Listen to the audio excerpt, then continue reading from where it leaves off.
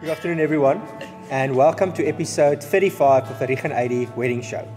We are very privileged to be at the beautiful Slipperfields, and we've got Jana, the owner, here with us. And we're going to chat about this absolutely incredible venue. We've been privileged to photograph quite a few and film quite a few weddings over the years.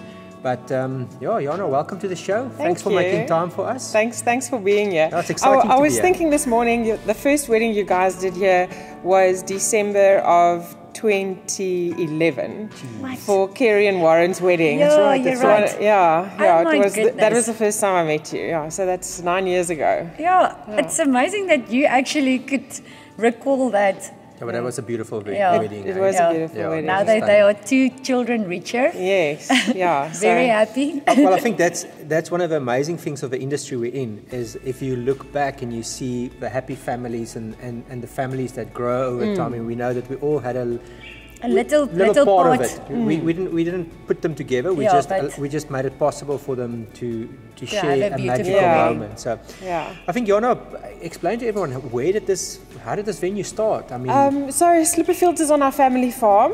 This is a working dairy farm. We moved here when I was 5, and it's still a working dairy farm today.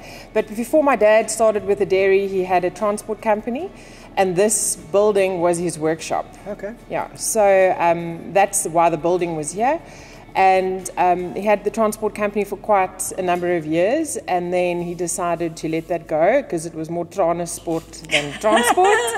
And when I was at school, this was basically just a building that they used for the tractors when they worked on the tractors on the farm, etc.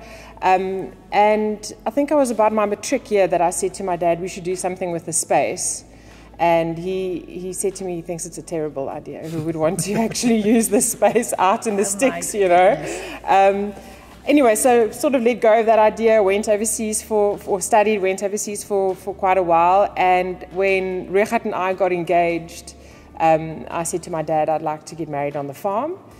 And he said to me, yeah, no, that's fine. We'll hire a tent and we can pitch a tent and then we can have your wedding on the farm. And I said, that's great, I'll get some quotes. And obviously I got quotes for the most expensive tents you could find.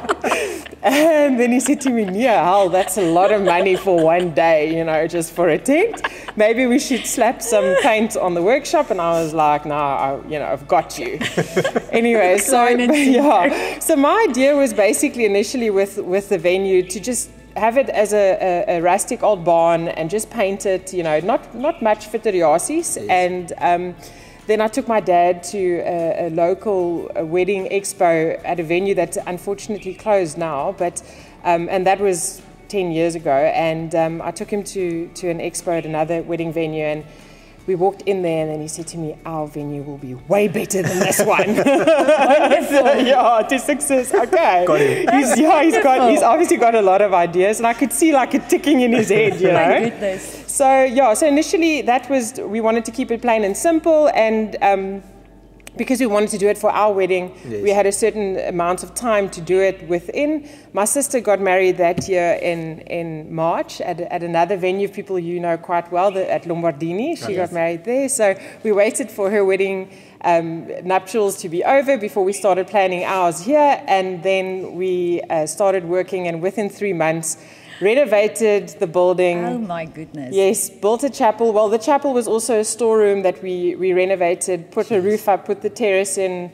And so my idea was literally just painting, maybe cleaning up around the venue a bit. And my dad then, he said, no, well, let's build a kitchen. And so it took on a bit of a life of its own. And then within 3 months, we got it done and finished. And I think it was about a half an hour before our ceremony started that my dad was still in the TLB moving rocks around the front for the cars coming in. We had a massive wedding of 350 people, so there was quite an influx of traffic as well on the day.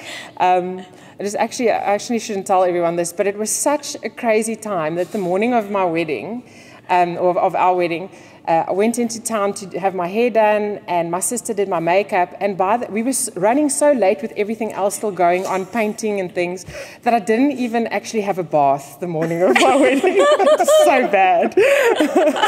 Anyway, but we had a great night. We had a great night. What month did you got married? July. Okay. Yeah, so it's 10 years. This month is 10 years. Wow. Yeah, it's crazy. So, but yeah, it's been great fun. And I think if we had to do it all over again, we'd probably say no. We wouldn't go through all of that. But we were blissfully unaware of the hard work at the time. It's like anything, just dive on the deep side. Yeah. So there's obviously a lot of stories that have come out of this building, and but that's basically where it started. So it's still a family farm. It's a family-run business, and we love what we do. It's hard work. Well, you can clearly see that. Yeah. If you walk in here, you can see that you care about this place. Yeah, it's your passion. Yeah, no, it is. No it's like a baby. You nurture it and it grows, and unfortunately, you just keep putting more money into it. But that's how it works. It's like having a child. If I think about the first wedding that we did here, I mean, there's so many changes. Yeah, every time that we do a wedding here, and that is the thing with you guys. You're always upgrading. Yes. It's just beautiful. making it more beautiful. It's beautiful to always come here and see these new chairs, there's new furniture, everything has changed. Well, it's old, but it's new. Yeah, it looks different. You always have a way to make it look different and current. That keeps it current. I think that's a big thing. So tell us from a capacity point of view, obviously you had over 300 guests at your wedding. Yeah, so I'd say our average wedding is about 120 to 180 guests, but I mean, we've had weddings from where there's 10 people to 450. Okay. So I mean, the venue is big, but we've also found ways over the years to divide it so that we can actually split the venue into sections. You'll have a dining section, you'll have a lounge section, you'll have the dancing section. So luckily the venue is very versatile. Okay. And then when we have more intimate functions, we often have them in what we call now our mirror room, which is here on the terrace. Okay. So there you can have a wedding for a reception from 5 people to 80 that you can fit in there. Okay. Obviously, depending if you want a dance floor or not. And then the chapel area itself can also take up to 350. That's but right. We've also, we have ways of actually just sort of manipulating the area by packing chairs a certain way, a certain distance from the front, and then you can have a small intimate ceremony there. Inside there. Yeah, I mean, because it's important, especially now where we still have restrictions on numbers. Well, a lot of people are looking at doing smaller weddings. Yeah, that people don't see. The micro weddings is the word now. Totally. I've also heard it last week for the first time. Yeah.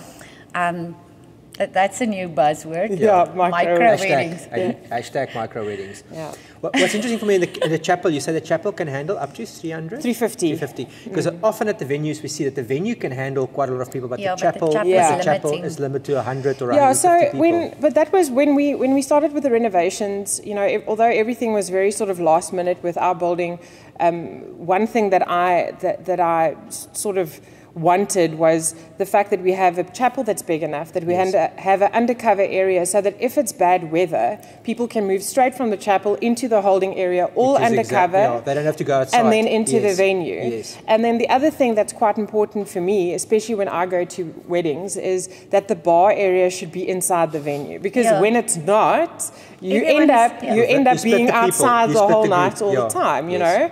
And that sort of creates the vibe at a wedding is if everyone's together, and if they're not, then it sort of kills that. So so that was that, and then obviously for us, we're privileged. We have wide open spaces outside. We've got beautiful views, and then we've got multiple areas that you can have your ceremony. So we've got the chapel itself that's enclosed, air cons in there if it's a very hot day.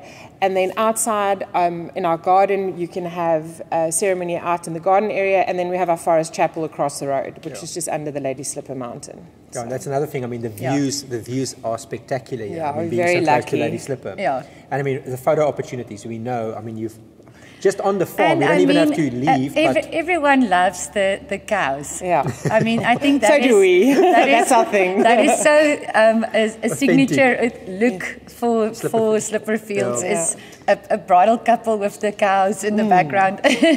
Tell us about accommodation, because I know you also have accommodation. So we have a bridal suite that's on site. And it's big enough so that if the bride wants to stay over the night before the wedding, she can with her bridal party. Okay. And then my sister and my brother-in-law have recently purchased a piece of land across the road from us, and they've renovated that into accommodation as well. So there's 5 double rooms there. That's where we normally photograph. Often the groom is there. Yes. What is it called? Greenfields. Greenfields. Okay. Yes. Okay. Yeah, it's actually quite ironic that it's called Greenfields because they didn't know that was the name of the farm when they bought it. Okay. And obviously Slipperfields is a name we came up with, not thinking anything of it. You know, I just wanted to use the word slipper, and then when they bought that piece of land and we saw on the carton transport it said Greenfields, I was like, oh my word, it's so meant to be. Yeah, totally. What are the chances? Perfect. Yeah. And in catering, do you guys do everything in-house? we do all our own catering. We cater from our own kitchen, and we try and be authentic with our menus and keep it sort of farm style food. You know, hearty meals, real food. We can definitely attest to that. The food is always thanks. And we've got an organic vegetable garden in the back. So anything that you have on your plate that comes out of the ground is from here. That's brilliant. It started as a bit of a guinea pig and then ended up being something that we're quite passionate about. Okay, so it's all the greens. All the greens, all the veg that comes from amazing. the farm. I actually didn't realize that it was that big. Yeah. So it must be a big patch of land. And then the meat obviously that we use is all locally sourced. We support Merino Butchery in town. They're a family of ours as well. So we try and keep it local, but we try and keep it real. Yes. You know, it's nice to have great looking food on a plate, but more than that, you want it to be hearty and you want to feel the love in that food, and you want to feel the passion that goes into the food. We always have this discussion because when it comes to food, for the people attending the wedding, that's almost the thing that's most talked about. Yeah. You know, when they go home, they all talk about the food. So if you give them a proper plate of food and they enjoy it, then then they will say it was a good wedding. Yes. It was a good eat out. Yes. Yeah. And I think from a wedding planning point of view, is it something that do you provide wedding planning services? Yes, so we offer a full package in that I have part ownership in a decor business as well. And it's called Decor Company. Okay. So with that, we obviously do flowers and decor. And then with wedding planning, we offer a wedding planning service where if you want us to plan in your entire wedding, we can. Okay. That's obviously at an additional cost. But included in our venue package, there's always an events manager on the day, as part of your wedding. And that events manager will walk through your entire wedding with you multiple times before the day. And then we offer a tasting and a mock setting before your wedding too, just to make sure that there's no surprises on the day and everyone's 100% on the same page and happy. Okay. That's brilliant. So, and obviously you can do viewings now in the level that we're at. Yes, you can. So we do viewings by appointment, you can do smaller functions in the sense of, obviously, we can do conferences and corporates, but when it comes to weddings, you can do ceremonies, but not receptions. Yes.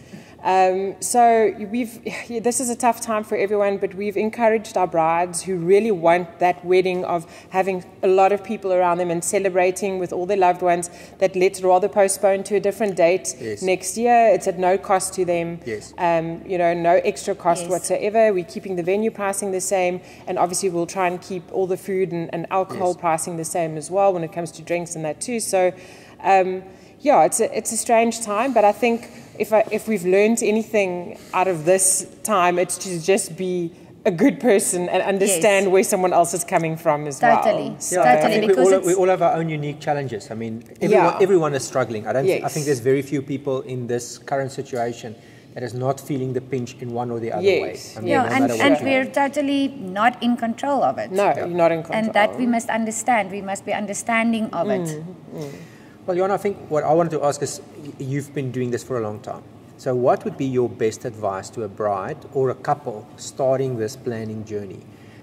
you know, I tried to explain the other day in saying that from our point of view, we want to give people as much advice as possible, because often it's a small family group or friends that advise a couple. Yes. Where I think or they confuse can them. confuse them because they can More benefit. Or confusing. Pinterest. I mean, we all get the Pinterest boards, and I think it's great. But I mean, Pinterest inevitably is the best of a multitude of weddings. Yes. It's almost impossible to get all of that on the same day. To copy exactly that. But just from your point of view, advice to a couple. I always say to brides when we speak of their weddings that if they need to have an idea of what their wedding must be, it must be like you want to invite all your closest family and friends to your home, but you can't because you can't actually host so many people at your home. So whatever your wedding is, it should have that same feeling as what you do at home.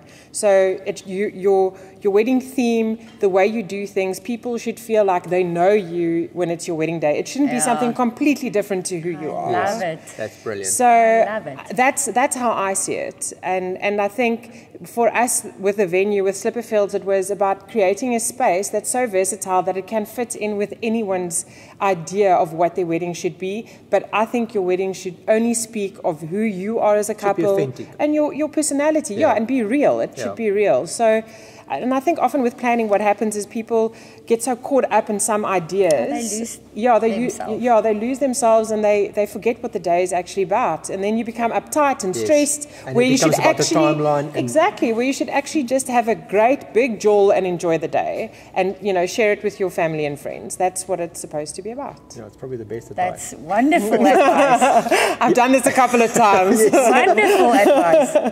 Jana, and then you've got other functions that's here on weekends? Yes, so we obviously normally we do Sunday lunches the first and the last Sunday of the month. We have our Sunday food fair. Now during COVID that changed a bit, obviously not being able to do that, but we still do lunches that we deliver, and we do veggie boxes that we deliver to people's homes if they want to order. And then this weekend, Neil, our banquet manager, my right hand, he came up with this fantastic idea of doing a market drive-through. So it's a Slipperfields drive-through farmers market. Okay. Yeah. And literally, you can stay in your car, drive through all the stands. We'll have food trucks here, like the Mexican. We've got we've got Merino Butchery here. They'll have a stand. We've got Masterton's. They've got a coffee stand.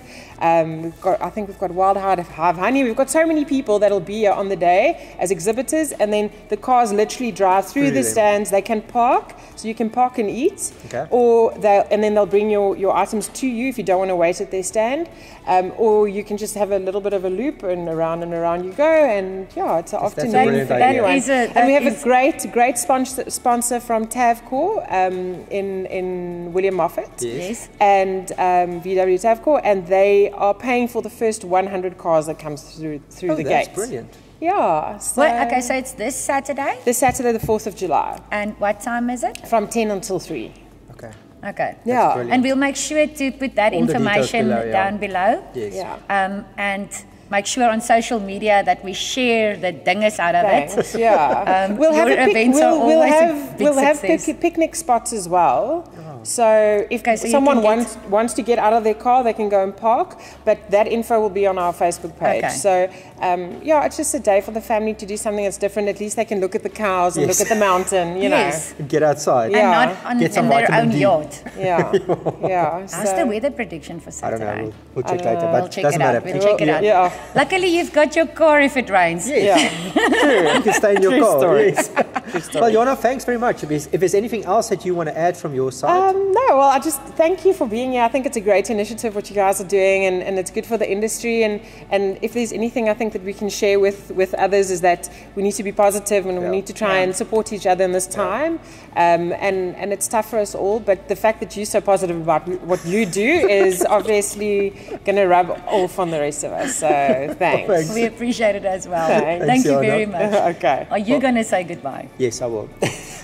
Thank you all very much for watching. We'll obviously be back tomorrow again. And please remember to subscribe. And remember, when we get to 1,000 subscribers, we'll be giving away that Rieg AD Family Lifestyle, a couple shoot to the value of 3,000 Rand. All you have to do is be a subscriber. So we're going to cheers with our almost empty glasses. Cheers. And then we'll see. It's cool drink. It's cool drink. It's cool drink. Sugar-free. Is it not? Unfortunately. Unfortunately. No, it is cool drink. Yeah. Cheers. Cheers. See you again. Bye-bye.